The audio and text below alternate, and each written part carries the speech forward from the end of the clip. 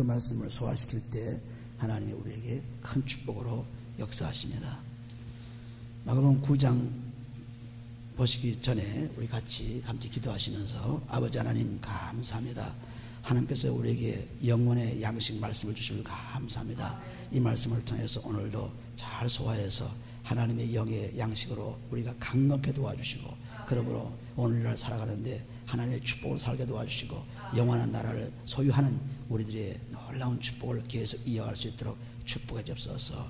감사하며 예수님의 기도합니다. 아멘.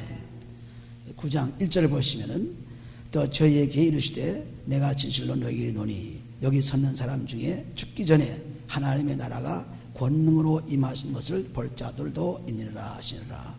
이 말씀은 곧 예수님께서 어떻게 앞으로 오실 것을 예언하시면서 이제 다음에 그 오시는 모습을 보여주는 것을 말씀하고 있습니다. 그래서 예수님께서 오실 때는 여기 보면 하나님 나라가 권능으로 임하는 것을 볼 자가 있느니라. 바로 이제 보여주면서 2절에 보시는 엿새 후에 예수께서 베드로와 야고보와 요한을 데리시고 따로 높은 산에 올라가셨더니 저희 앞에서 변행되사 그 옷이 광채가 나며 세상에서 빨래하는 자가 그렇게 희게 할 수 없을 만큼 심히 희어졌더라 했습니다. 이처럼 예수님께서 오실 때 영광으로 오신 것을 지금 보여주고 있습니다. 우리가 요한복음 1장 9절에 보시면 참빛, 곧 그리스도가 참빛이라고 했습니다. 빛이죠. 그 빛이 나타나실 때 우리에게 어떤 축복이 있는가를 보여주고 있습니다. 그러므로 예수님께서는 그리스도로 빛으로 오신 그분이기 때문에 언제나 빛이라, 나는 세상의 빛이라 그랬습니다. 요한복음 8장 12절 말씀에도 나는 세상의 빛이라, 나를 따라오는 자는 어둠에 있지 않고 영생을 얻으리라고 말씀하신 그 말씀 속에도 이 자기가 빛인 것을 이제 오실 때 영광으로 오시겠다. 골로새 3장 4절 말씀에도 영광으로 오시겠다 했죠. 마태복음 24장 3절 말씀에도 내가 올 때는 영광으로 오시겠다 했습니다. 영광은 곧 빛이지요. 빛으로 오시는 그리스도, 이것을 직접 저들에게 보여주고 있습니다. 예언하신 대로 보여주고 있죠.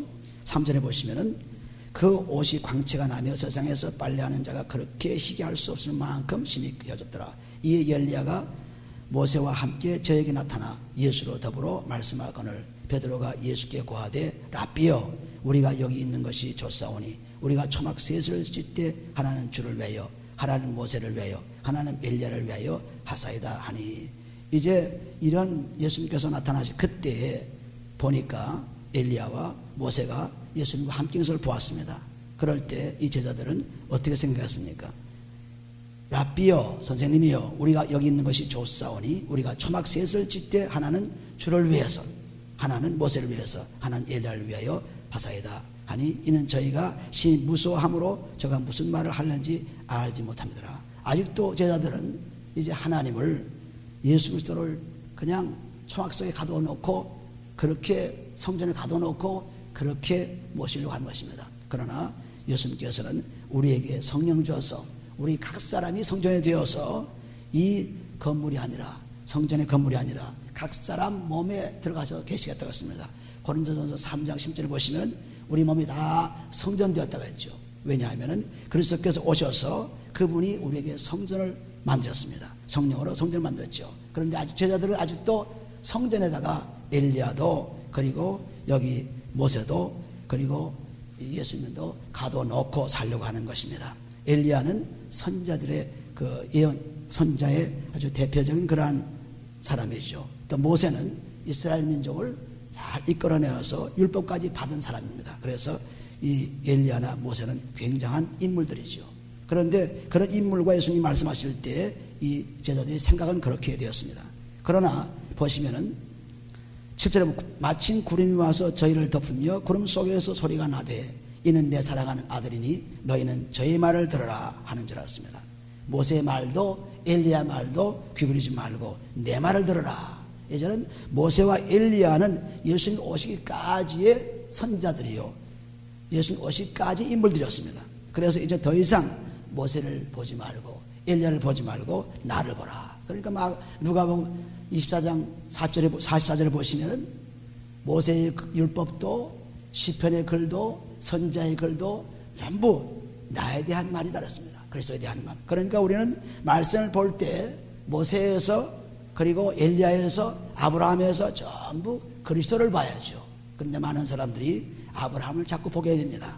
많은 사람들이 모세를 보게 됩니다. 많은 사람들이 엘리야를 보게 됐죠. 그래서 점점 성경은 연구한 대로 끝이고 마는 것입니다. 연구한 것이 아니라 이제 아브라함과 모세와 엘리야와 이런 사람들을 통해서 그리스도를 보여주는 것을 볼 수 있는 그런 사람이 되어야 되는 거죠. 그렇기 때문에 예수님께서 여기 내 사랑하는 아들이니 너희 저희 말을 들으라 하시는지라 하는 것은 이것은 하나님께서 직접 우리에게 들려주는 말씀이죠. 너희는 이제 모세의, 너희는 이제 엘리야의, 너희는 이제 아브라함의 그런 말에 청종치 말고 오직 그리스도를 바라보라. 그리스도를 바라봤습니다. 그리스도가 참 진리요, 그리스도가 참이요 빛이기 때문에, 그래서 하나님께서 직접 이렇게 말씀합니다. 너희가 문득 둘러보니 8절에 아무도 보이지 아니하고 오직 예수와 자기를 뿐이라 했습니다. 오직 예수 그분뿐이라. 모세도 그리고 엘리야도 보이지 않았습니다. 오직 그분의 말을 들어라. 그러니까 우리는 언제나 성경 읽을 때 그리스도를 항상 들어야 돼요. 그리스도를. 그러면은 이 성경이 나에게 복이 되지만은, 그러나 그렇지 않으면 전부 역사가 되고 문화가 되고 고고하게 되고 사회하게 되고 경제하게 되고 전부 다른 방면으로 나갑니다. 근데 꼭 그리스도를 듣게 되면은 그리스도가 실제 인물이기 때문에, 실체이기 때문에, 골로새서 2장 10절 보시면 그리스도가 주인공이다, 그리스도가 실체다 그랬습니다. 다른 것들은 다 그림자다, 그리스도를 보여주기 위한 그림자라고 했습니다.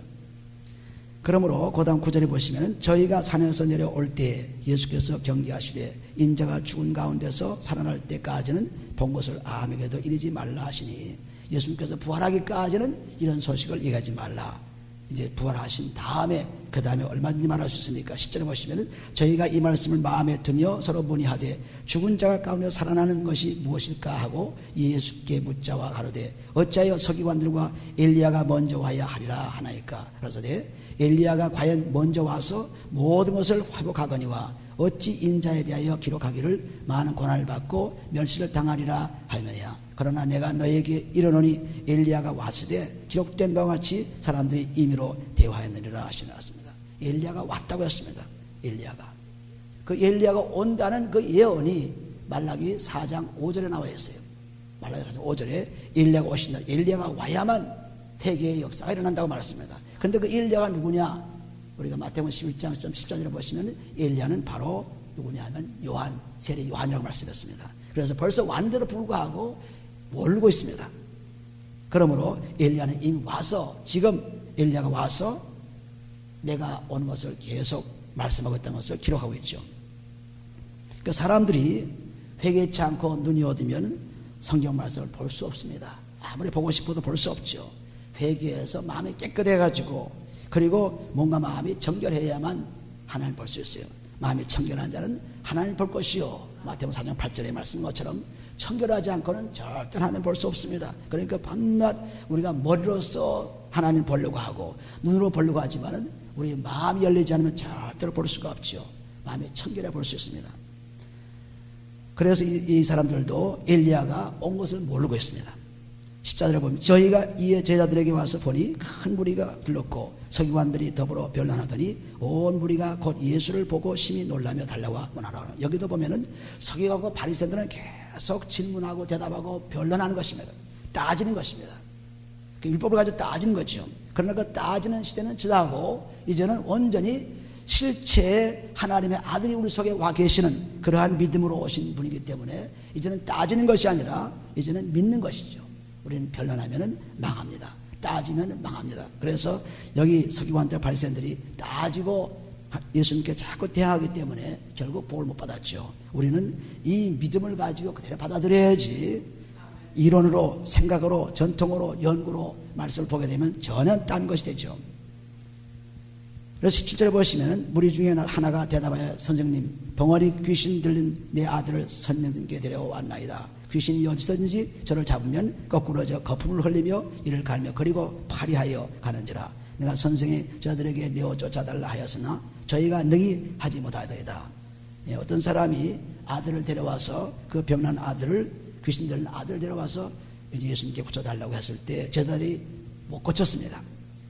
그러니까 19절에 대답하여 가라사대 믿음이 없는 세대여 내가 얼마나 너희와 함께 있으며 얼마나 너희를 참으리요 그를 내게로 데려오라 하시며 그렇습니다. 믿음이 없으면은 아무 일도 할 수 없습니다.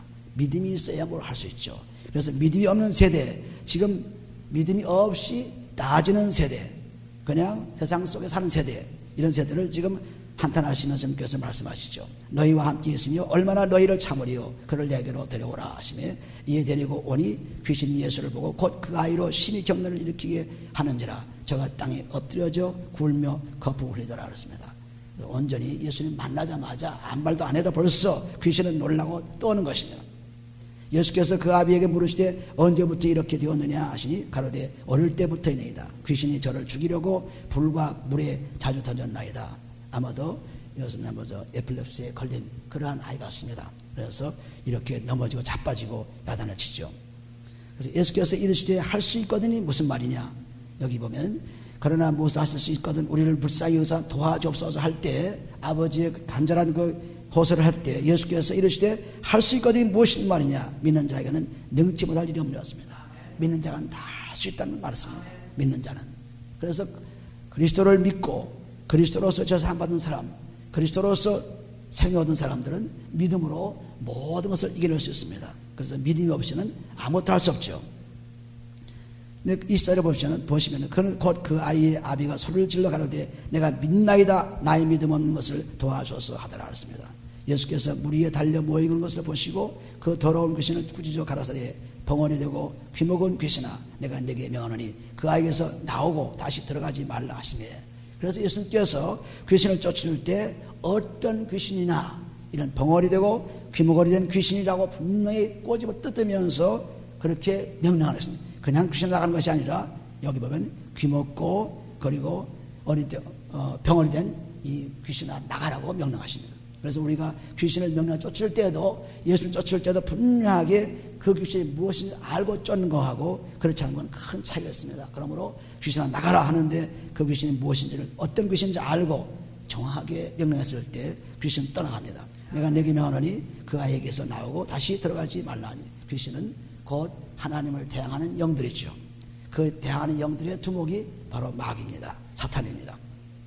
귀신이 소리 지르며 아이로 심히 경련을 일으키게 하고 나가니 그 아이가 죽음같이 되어 많은 사람이 말하기를 죽었다 하나 예수께서 그 손을 잡아 일으키시니 이 일어서니라 했습니다. 집에 들어가시며 저들이 종용이 묻자오되 우리는 어찌하여 너희 그 귀신을 쫓아내지 못하였나이까 이르시되 기도 외에는 다른 것으로는 이런 이유가 나갈 수 없느니라 했습니다. 금식과 기도 외에는 우리가 마태복음 17장 21절에 보시면 금식과 기도 외에는 이런 일이 일어날 수 없다.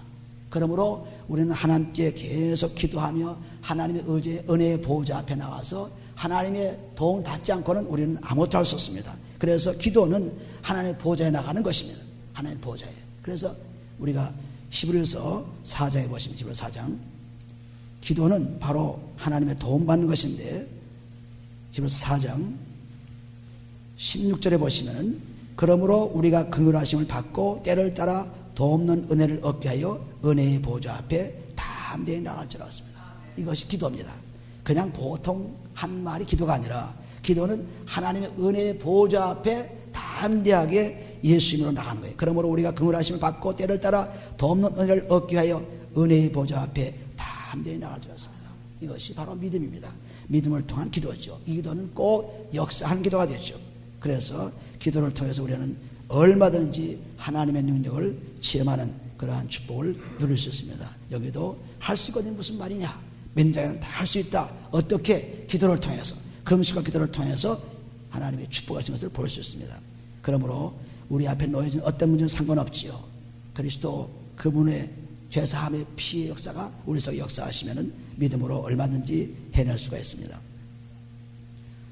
그러면 여기 분명하게 기도와 금식 아니고는 할 수 없다는 것을 말씀하고 있습니다. 30절은 그곳을 떠나 갈릴리 가운데로 지날새 예수께서 아무에게도 알리고자 아니하시니 아직 때가 안 되셨기 때문에 예수가 그리스도임을 알리지 않았습니다. 그러나 여기에 그리스도가 자기가 누군가를 말씀하고 있죠. 또 인자가 사람들의 손에 넘기어 죽임을 당하고 죽은 지 3일 만에 살아나리라 하는 것을 말씀하시는 연고들을 하였습니다.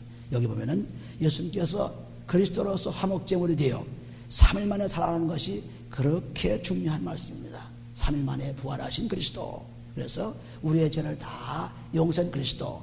마태복음 12장 4절에 보시면 요나의 표적이 뭡니까? 요나의 표적이 바로 요나가 하나님을 거역하고 고기뱃속에 갇혔을 때 그때 거기서 회개하고 나온 그런 기록을 봅니다. 그래서 요나의 표적이 바로 내 표적이다.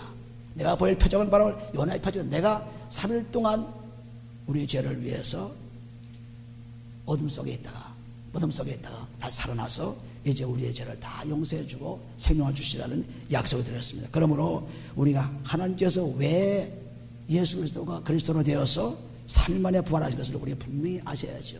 우리 몸과 마음을 다 깨끗이 하셔서 감사할 때 우리는 하나님의 축복을 받습니다. 그것을 말씀하기 위해서 이렇게 3일 만에, 죽은 지 3일 만에 말씀하고 있습니다.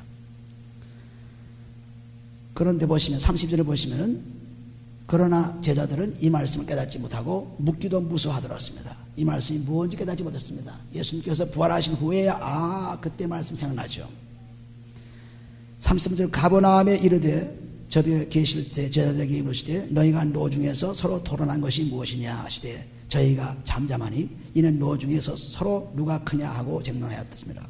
예수께서 앉아서 12제자를 불러서 이르시되 아무든지 첫째가 되고자 하면 무사람이 끝이 되며 무사람을 섬기는 자가 되어야 하리라 하시고 어린아이의 하나를 데리고 오다가 그들 가운데 세우시고 안으시며 저들에게 이르시되 누구든지 내 이름으로 이런 어린아이 하나를 영접하면 곧 나를 영접함이요 누구든지 나를 영접하면 나를 영접함이 아니요 나를 보내신 이를 영접하리라 했습니다. 그런데 우리가 모든 일들 속에서 아주 간단하고 쉬운 일, 적은 일 가운데서도 얼마든지 하나님을 섬길 수 있습니다. 우리는 꼭 교회 와서 하나님 섬긴다고 생각하면 큰 착각입니다. 하나님은 우리 속에 계십니다. 그리스도로 계시죠. 그러므로 어떤 상황에 아주 작은 일에도 하나님을 우리 섬길 수 있습니다.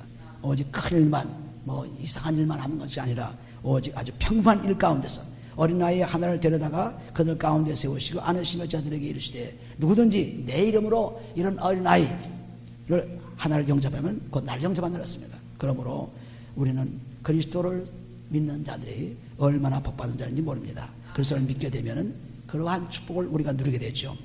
그래서 여기는 본대로 우리가 서로 세상에 사는 사람들은 서로 높아지려고 하죠. 남에게 섬김을 받으려고 합니다. 그런데 예수님께서는 섬기러 오셨지 섬김 받으러 오신 분이 아니에요. 섬기러 오셨습니다. 마태복음 20장에 보시면 마태복음 20장 보시면은 예수님께서 오신 목적을 분명하게 말씀하셨습니다. 마태복음 20장 마태복음 20장 28절에 보시면은 인자가 온 것은 섬김을 받으려 함이 아니라 도리어 섬기려 하고 자기 목숨을 많은 사람에게 대성물로 주려 함이라 했습니다. 그러니까 우리는 그리스도가 내 속에 들어와 있는 성전이 되었기 때문에 다른 사람들을 섬기는 자가 돼야지 내가 섬김을 받으려고 하는 자가 돼서는 안 되죠. 높아지려고 하는 것이 낮아져야 되죠. 야고보서 4장 10절에 보시면 너를 낮추라 그러면 내가 높이라 했습니다. 그러니까 언제 낮추는 것은 그리스도의 피로서 죄 사함 받지 않고는 낮아질 수 없습니다. 내가 죄가 있기 때문에 교만하기 때문에 얼마든지 사람들을 무시하고 멸시하고 그리고 자기를 자꾸 높이게 되죠. 그러나 내가 죄 사함 받게 되면은 죄가 없어져서 나는 낮아져서 사람들을 섬기는 자가 됩니다. 불쌍한 자를 보면은 위로해주고 어리석은 자를 보면 격려해주고 계속해서 자기 낮아진 것을 보여준 것입니다. 낮지 않게 되면은 벌써 죄에서 쌓이는 사람이에요. 그래서 우리는 언제나 낮아지는 사람, 남을 나보다 낮게 여기는 사람, 빌립보서 2장 3절에 보시면 남을 나보다 낮게 여겨야죠. 이것이 하나님을 섬기는 태도입니다. 그래서 사람을 잘 섬기면은 하나님을 섬기는 거예요. 사람을 잘 섬기면은. 그런데 우리는 사람을 무시하고 하나님을 섬긴다는 것은 이거는 완전히 가짜입니다. 위선자죠. 그래서 하나님이 창조하신 그 사람들을 잘 돌볼 때 하나님을 섬기는 자가 돼요. 이것이 여기 말씀하는 말씀입니다. 그래서 어린아이든지 보잘것없는 것이든지 항상 하나님을 섬기는 태도로 섬기면은 그것이 곧 하나님의 축복을 받을 수 있는 길이 되는 것입니다. 그래서 언제나 이 섬김이 하나님 섬기는 태도로 하는 것입니다. 그래서 잠언서 11장 5절에 보시면은 너희가 불쌍한 사람을 멸시하는 자는 하나님을 멸시한 자라고 했습니다. 그러니까 우리는 사람을 멸시하고도 하나님을 멸시하자라고 합니다. 우리는 사람들을 잘 대접하지 않고도 하나님을 대접했다고 합니다. 어리석은 일이죠. 우리는 하나님 대접하는 것처럼 사람들에게 잘 대접할 때 하나님을 대접하는 것입니다. 마가복음 다시 돌아가 보시면은 그래서 여기 어린아이를 놓고 지금 얘기한 전부 다 저들도 내가 첫째가 되기를 원하고 높아지기를 원하고 하지만은 그러나 그것이 아니다. 낮아져야 된다는 것을 말씀하고 있죠. 38절에 보시면은 요한이 예수께 여짜오되 선생님 우리를 따르지 않는 어떤 자가 주의 이름으로 귀신을 내어 쫓는 것을 우리가 보고 우리를 따르지 아니함으로 금하였나이다. 예수께서 가라사대 금하지 말라. 내 이름을 위탁하여 능한 일을 행하고 즉시 나를 비방할까 자가 없느니라. 여기 보면은 예수 이름의 능력으로 믿지 않는 사람들도 능력을 베풀 수 있습니다. 믿지 않는 사람도 병자를 치료할 수도 있고 기적을 베풀 수 있습니다. 믿지 않는 사람도. 그러나 그 믿지 않는 그것은 천국을 소유할 수 없죠. 그래서 마태복음 7장 21절에 쭉 보시면은 뭐 내가 능력 베풀고 귀신 쫓고 내가 큰일 했습니다. 예수님 알아달라고 했지만 예수님께서 나는 너를 모른다. 불법을 행한 자들아 떠나가라는 이유가 즉 죄사함 받지 못한 사람들이 예수님의 이름을 가지고 큰 일을 베푼 사람들입니다. 그런 사람들은 결코 천국에 들어갈 수가 없죠. 여기도 보면은 예수님 따르지 않는 사람들이 예수님 가지고 능력대 베푸는데 그 사람들에게 그렇게 하지 말라고 했다고 했을 때 예수님께서 놔두라 했습니다. 저들이 그런 일을 하다가 나를 알게 되고 믿게 될 수 있는 그런 함이 되니까 놔두라고 했어요. 예수께서 가라사대 39절에 가라사대 금하지 말라. 내 이름을 의탁하여 능한 일을 행하고 즉시로 나를 비방할 자가 없느니라. 우리를 반대하지 않는 자는 우리를 위하는 자니라. 여기 보면 분명하게 그 사람들을 말리지 말라고 했죠. 그러므로 우리는 예수 이름으로 얼마든지 내가 믿음이 없다 할지라도 능력을 베풀 수 있는 것이 마태복음 7장 한번 보시면 마태복음 7장 우리 확인하고 넘어가죠. 마태복음 7장 보시면 7장 21절을 보시면 나더러 주여 주여 하는 자마다 천국에 다 들어갈 것이 아니라 다만 하늘에 계신 내 아버지 뜻대로 행하는 자라 할줄 아리라. 하나님 뜻대로 행하는 자가 그리스도의 피로서 죄사함 받는 자지요. 영생 얻는 자입니다. 그 날에 많은 사람이 나더러 이르되 주여 주여 우리가 주의 이름으로 선지자 노릇도 하며 주의 이름으로 귀신을 쫓아내며 주의 이름으로 많은 권능을 행하지 않았나이까 하려니 그때 내가 저에게 밝히 말하되 내가 너희를 도무지 알지 못하니 불법을 행한 자들아 내게서 떠나가라 했습니다. 예수 이름으로 능력을 베풀었지만은 예수는 예언을 했지만은 예수는 다 했지만은 회개치 않는 죄를 그대로 남겨둔 사람이기 때문에 그래서 불법을 행한 자들아. 불법은 바로 죄지요. 죄를 계속 밥 먹듯이 하는 사람들아 나와는 상관이 없다고 말씀합니다. 그러므로 누구든지 나의 이 말을 듣고 행하는 자는 그 집을 반석 위에 지은 지혜로운 사람 같으리니. 그런 말씀은 곧 이 그리스도가 반석이 되어서 그리스도의 말씀대로 살아가는 사람, 즉 그리스도의 피로서 죄사함 받은 사람, 이 사람은 반석 위에 지은 집같이 무너지지 않는다고 했습니다. 하나님의 축복받는 집이죠. 그래서 여기 지금 마가복음에 나오는 그 말씀이 예수 이름으로 얼마든지 능력을 행한다는 것을 말씀하고 있습니다. 그러나 죄사함 받지 못하면 결코 천국을 할 수 없죠. 우리가 교회 앉았다고 천국 갑니까? 목사가 되었다고 천국 갑니까? 장로가 되었다고 천국 갑니까? 권사가 집사가 되었다고 천국 아닙니다. 오직 그리스도 안에서 들어와서 죄사함 받은 사람만이 천국 가요. 그러니까 우리는 죄사함 받기에 열심을 내야죠. 너희가 열심을 내라. 회개하라는 말씀이 요한계시록 3장 19절과 20절에 쭉 나와 있습니다. 열심을 내라 회개하라. 왜냐하면 그것이 바로 나와 교제하고 나와 함께 하는 것이라는 것을 말씀하고 있죠. 그래서 여기 보면은 41절에 누구든지 너희를 그리스도에게 속한 자라 하여 물 한 그릇을 주면 내가 진실로 너희에게 있노니 저가 결단코 상을 잃지 않았어. 물 한 그릇 주어도 그리스도의 제자들에게 그리스도를 믿는 사람 물 한 그릇 주어도 축복이 온다습니다. 그러므로 축복받은 사람들을 대접하게 되면 축복을 받게 되어 있죠. 그리스도에 속한 사람들은 다 축복받은 사람들입니다. 그러므로 물 한 그릇 대접을 해도 복을 받습니다. 이 물이라는 것은 우리가 먹는 그런 물과는 다릅니다. 굉장히 값 있는 물이죠. 아마도 이스라엘 여행을 하는 분들은 잘 알겠지만 어디 가나 물이 귀합니다. 요단강에서 흐르는 갈릴리 호수의 물만 그것이 물의 근원이기 때문에 물이 참 귀해요. 그러니까 거기에서는 물이 한 잔이 그렇게 귀합니다. 여기서는 물이 막 나와서 막 주어서 물 한 잔 대단치 않은 것이 보처럼 굉장히 귀한 것이 바로 물 한 잔이에요. 그런 물 한 잔 주어도 하나님의 상을 잃지 않겠다고 했으니 우리는 그리스도를 섬기는 것이 누구를 섬기는 것입니까? 곧 사람들을 섬기는 것이죠. 이것이 어디 있는지 보시면 골로새서 3장에 보시면 골로새 3장 보시면 분명하게 기록되었습니다. 골로새 3장 23절에 보시면 무슨 일을 하든지 마음을 다하여 죽게 하듯 하고 사람이 가지지 하지 말라. 이는 위협의 상을 주께 받을 줄 알미니 너희는 주 그리스도를 섬기라 했습니다. 무슨 일을 하든지 전부 사람을 대하든지 무슨 일을 하든지 전부 주님께 하라. 그래야 주님을 모시는 것이 되고 주님을 축복받을 수 있습니다. 그러므로 그리스도의 제자가 된 사람들에게 물 한 그릇 줘도 상을 잃지 않는 그런 축복이 있게 되는 거죠.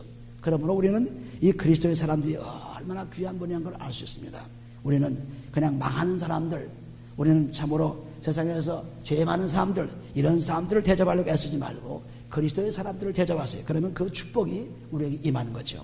그래서 그리스도의 사람이 누굽니까? 바로 성도 형제들이죠. 형제들을 잘 대접할 때 하나님께서 그 축복을 줍니다. 물론 그렇지 않은 사람도 더 대접해야 되겠지만 먼저 우리 형제를 대접하라. 우리 믿음 사람들을 대접하라 했습니다. 마가복음 다시 9장에 들어가시면 그래서 결단코 상을 잃지 않냐고 말씀하시고 42절에 9장 42절에 또 누구든지 나를 믿는 이 소자 중 하나를 실족케 하면 차라리 먼저 연자맷돌을 그 목에 달리고 바다에 던지움이나 나으리라. 남을 낙심시키고 남에게 정말 불안을 주고 평안을 주지 못하고 괴로움을 주고 남을 아주 허태해 주는 그 사람들은, 믿음을 잃게 하는 그 사람들은 연자맷돌을 매가지고 바다에 던지라니까 뭐 꼭 죽는 판이죠. 바다에 빠져 죽으라는 얘기입니다. 연자맷돌을 그 목에 달리고 바다에 던지움이 나아졌습니다. 죽는 편이 낫더랬습니다. 그러므로 우리가 다른 사람들을 실족해 하는 사람들, 다른 사람들을 낙심시키는 사람들, 내 말을 통해서, 행동을 통해서, 또는 어떤 눈빛을 통해서 사람들을 멸시하고 낙심시키는 것이 큰 죄입니다. 큰 죄예요. 왜냐하면 하나님의 창조하신 사람들을 무시하기 때문에 그렇습니다. 그러므로 언제나 섬기는 자가 되라고 했죠. 첫째가 되려면 섬기는 자 되라. 섬기는 자 되라. 섬기는 자가 될 때 다른 사람을 낙심시키지 않습니다. 그러니까 그리스도가 속에 있는 사람들은 사람들에게 말을 해도 힘을 주고 생명을 주고 기쁨을 주는 말을 하지 낙심시키고 그냥 괴롭히고 그런 말이 아니었습니다. 그러니까 언제나 말이 달라집니다. 그리스도가 내 속에 살아계시기 때문에 그리스도는 누구에게든지 요한복음 8장에 보면 창녀가 찾아와도 내가 너를 정죄하지 않는다고 했습니다. 창녀 찾아와도. 그런데 사람들은 저 창녀, 저 죽일 놈, 돌로 맞아 죽일 놈 하고 손가락질했죠. 그리스도가 있는 사람들은 어떠한 잘못을 저질러도 용서가 따르게 되어 있습니다. 용서가 있고 사랑이 있는 것입니다. 그러므로 그 말 한마디 한마디, 행동 한마디 한마디, 눈빛 하나가 전부 그분을 위한 축복을 주는 태도로 바뀌는 거죠. 그래서 실족해 하지 말라. 실족하는 것이 큰 죄라. 차라리 죽는 편이 낫다고 했습니다. 4장절에 보시면 만일 내 손이 너를 범죄케 하거든 찍어버리라. 불구자로 영생에 들어가는 것이 두 손을 가지고 지옥 꺼지지 않는 불에 들어가는 것보다 나았습니다. 죄가 얼마나 무서운가 보세요. 우리 손이 얼마나 귀합니까? 그 귀한 손도 천국 가기 위해서 손이 죄지면 잘라버려야 했어요. 잘라버리고 오히려 병실로 다 천국으로 오라는 것입니다. 굉장한 예수님의 호소입니다. 굉장히 중요한 호소죠. 그러니까 우리가 그리스도의 피로써 우리의 마음의 죄, 육신의 죄를 계속 씻어버린다는 것은 얼마나 중요한지 모릅니다. 죄가 있으면 천국에 갈 수 없기 때문에. 그러니까 죄 있는 몸으로는 갈 수 없습니다. 죄 있는 마음은 갈 수 없어요. 그러니까 잘라버리고라도 오라 그랬습니다. 또 만일 네 발이 너를 범죄케 하거든 찍어버리라. 절뚝발이로 영생에 들어가는 것이 두 발을 가지고 지옥에 던지는 것보다 나았습니다. 우리가 발이 범죄하면 발도 참 중요하죠. 뛰고 걷고 일하고 발도 중요합니다. 근데 발도 중요한 발도 범죄하는 찍어버렸습니다.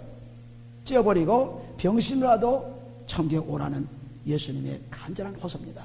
그러니까 우리가 몸에서 나오는 죄, 육신에서 나오는 죄, 이것을 계속 그리스도의 피로 씻어가지고 우리 몸을 깨끗이 해야만, 그 먹고 정화시 돼야만 천국으로 들어갈 수 있지. 죄가 조금 더 남아있으면 절대로 갈 수 없기 때문에 우리 이 땅에 120년 동안 사는 동안에, 그 사는 동안에 계속 죄를 깨끗이 하고 천국으로 오라고 시간을 주었습니다. 이 시간을 우리가 뭐 세상에 일락을 삼고 연락을 삼고 이 세상에서 잘 살기 위해 준 것이 아닙니다. 이 시간을 통해서 하나님의 천국에 올 수 있도록 하는 중요한 시기입니다. 중요한 시기. 그래서 일락을 좋아하는 사람들, 그 사람들은 살았으나 죽었다고 했습니다. 디모데전서 5장절을 보시면 그렇게 세상을 좋아하는 사람들은 살았지만 죽었다고 했습니다. 죽은 사람입니다. 또 시편 49편 20절 보시면 그 존귀에 처하지만 깨닫지 못한 사람들은 짐승이라고 그랬어요. 뭐 옷잘 입고 사람들에게 대접받고 그런 사람들이 하나님을 모르는 사람은 짐승입니다. 짐승. 왜? 짐승처럼 지옥으로 죽어 없어지기 때문에 그렇습니다. 그래서 우리가 진정으로 그리스도가 없는 사람은 죽은 사람이에요. 산 사람이 아닙니다. 곧 그 죽은 것이 이제 지옥에서 불타고 되겠죠. 그러므로 47절부터 보시면 만일 네 눈이 너를 범죄하거든 빼어버리라. 한 눈으로 하나님의 나라에 들어가는 것이 두 눈을 가지고 지옥에 던지는 것보다 나으렸습니다. 아주 강조했습니다. 발로 잘라버리라. 눈도 빼어버렸습니다. 그렇게 간절하게 예수님께서 우리에게 호소한 그 말씀이 우리에게 다다라서 우리는 간절한 마음으로 몸에서 나오는 죄 또는 마음에서 나오는 죄 이런 죄를 계속 그리스도의 피를 받아서 뿌려져서 씻겨나가야죠. 씻겨나가서 깨끗해지면 흠도 없이 될 때에 하나님의 영광 속에 들어갈 수 있습니다. 그러니까 천국 갈 수 있죠. 그렇지 않고는 천국에 갈 수 없습니다. 아무리 봉사를 많이 하고 아무리 자선사업을 많이 하고 아무리 설교를 많이 하고 아무리 했다 하더라도 하나님의 말씀 속에서 살지 않으면 즉 죄사함 받지 않으면 결코 천국을 소유할 수 없다는 것을 분명하게 아주 강하게 말씀했습니다. 우리는 이것을 모르고 이 땅에서 그냥 하나님이 우리에게 생명을 줬으니까 이 땅에서 잘 살자 그냥 먹고 마시고 사는 동안에 벌써 연령은 지나가고 얼마 안 있으면 우리 몸은 다 쇠약해지고 그리고 다 벗어 육신의 옷을 다 벗어 떠나가는 그런 불행한 삶을 살면 안 되죠. 떠나가지 않고 날로 새로워지는 삶, 날로 즐거워지는 삶, 날로 평강에 인하는 삶. 고린도후서 4장 10절 말씀 보면은 겉사람 후패하지만 속사람은 날로 새로워진다 그랬죠. 날로 새로워진 삶이 그리스도의 피로서 죄사함 받고 그분의 말씀을 들으면 날로 새로워져요. 그런 사람들을 격려하고 사람들에게 축복을 주고 사는 사람이 되죠. 48절에 보시면 거기는 구더기도 죽지 않고 불도 꺼지지 아니하는 이라 했습니다. 아주 더러운 구더기도 거기 죽지 않고 불도 꺼지지 않는 것이 지옥이에요. 그것이 그 지옥에 들어가는 사람들은 죄사함 받지 못한 사람들이죠. 그러니까 예수님께서 오셔서 죄사함 주셔서 우리로 하여금 천국으로 오시도록 하신 것이 예수님의 사명입니다. 그것이 사명이에요. 우리가 성경을 연구하고 성경을 더 따져보고 그렇게 하려고 성경에 온 것이 아니라 그리스도를 찾아가지고 그를 믿고 영원한 천국으로 오라는 것이 성경의 말씀이에요. 그리스도만 아시면 되는 것입니다. 그리스도만 믿으면 되는 겁니다. 그러므로 이런 무서운 지역에 들어가지 말아야죠. 지금은 이거 우리가 실감이 안 남지만은 직접 들어가서 실감이 나면 큰일 나죠. 그러니까 실감이 나기 전에 지금 빨리 회개해서 죄를 다 용서받고 매일매일 살게 되면 천국을 직접 맛보면서 사는 것입니다. 그 천국은 먹고 마시는 것이 아니고 하나님 성령 안에서 의와 희락과 평강이라고 로마서 10장, 로마서 8장 10절에 말씀하고 있죠. 그래서 49절 보시면 사람마다 불로서 소금치듯 함을 받으리라. 사람마다 그렇게 불로서 마치 그 프라이팬에다가 음식을 넣어서 찢은 것처럼 불로서 소금치듯 아주 그냥 불로서 연단시킨다는 것입니다. 불로서.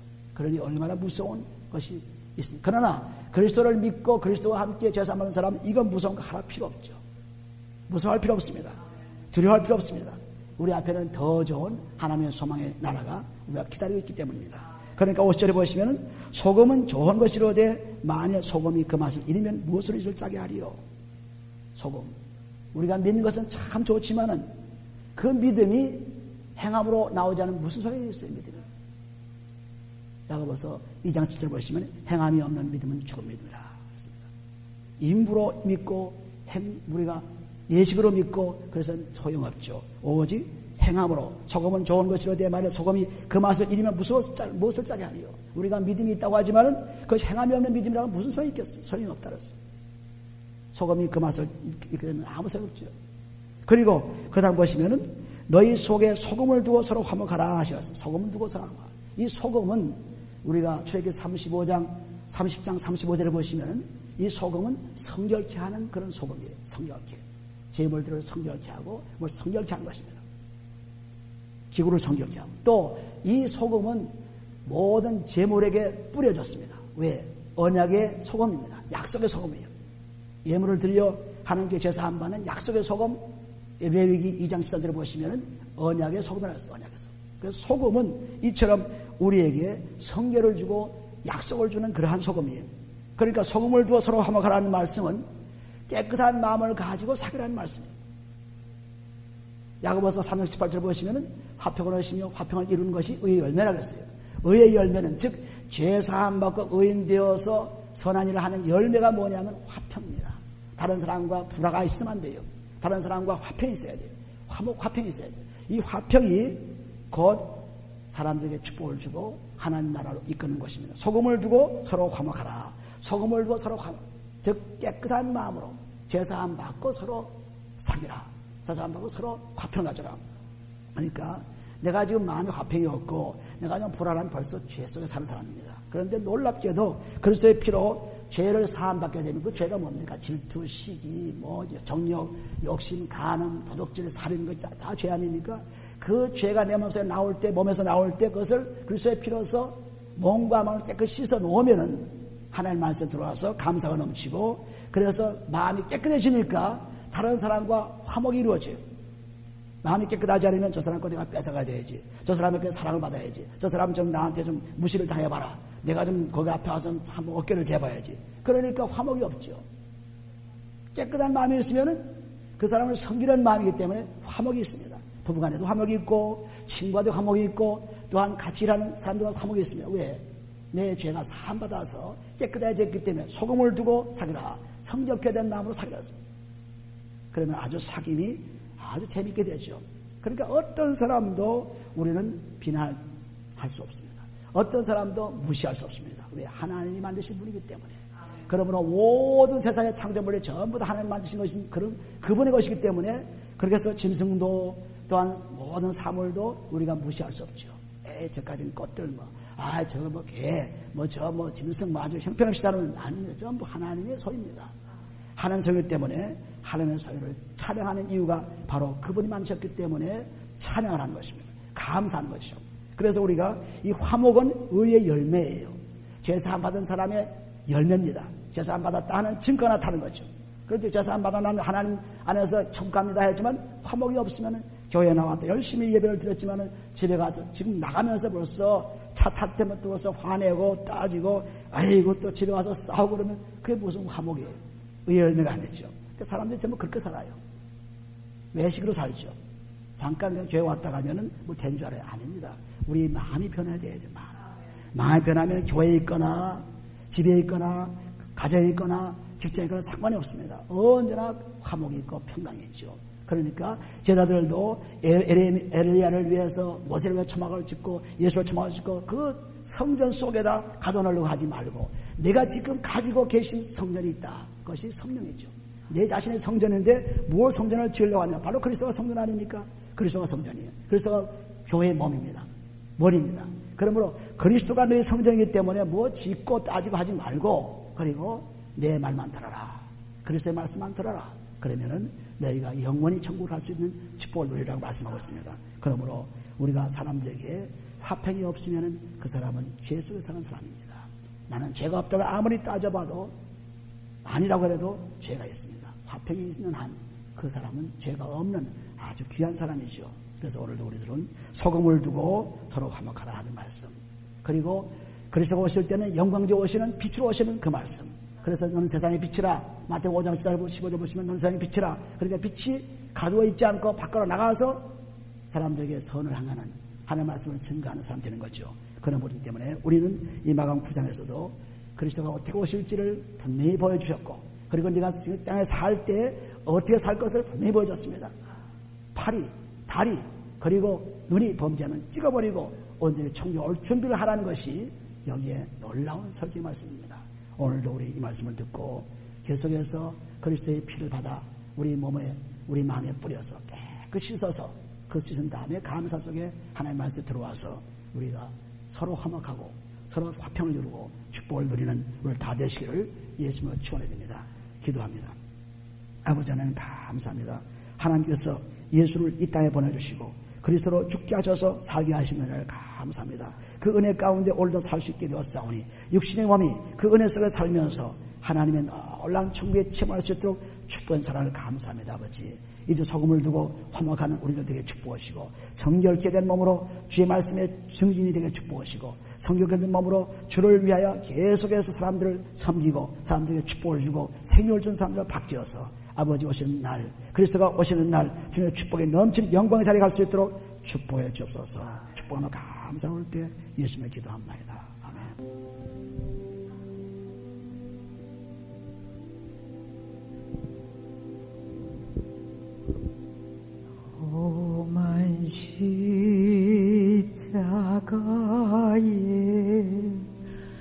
주가 흘린 피를 믿는 마음으로 바라보니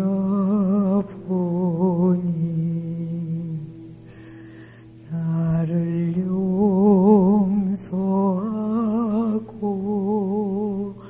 내 죄사 시려 주가 흘리신 보혈일세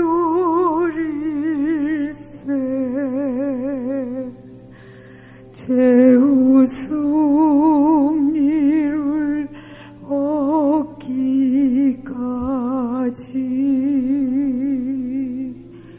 주의 십자가 사랑하리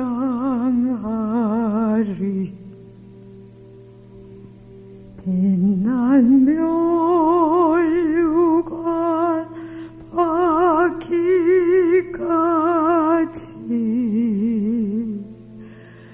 험한 십자가 붙들겠네.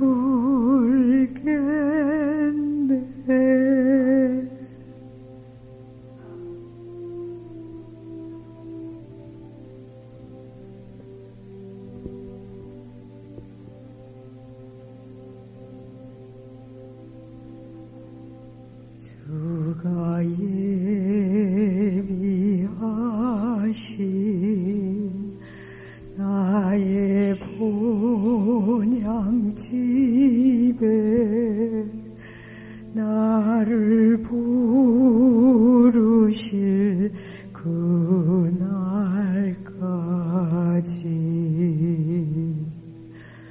험한 십자가를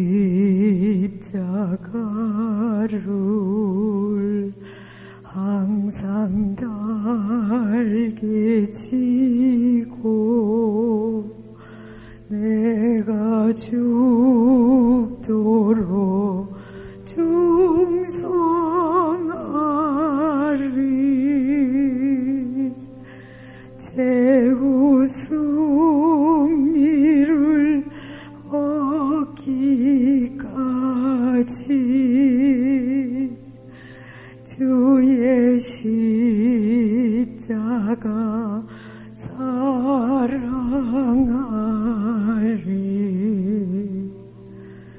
빛난 멸류관 받기까지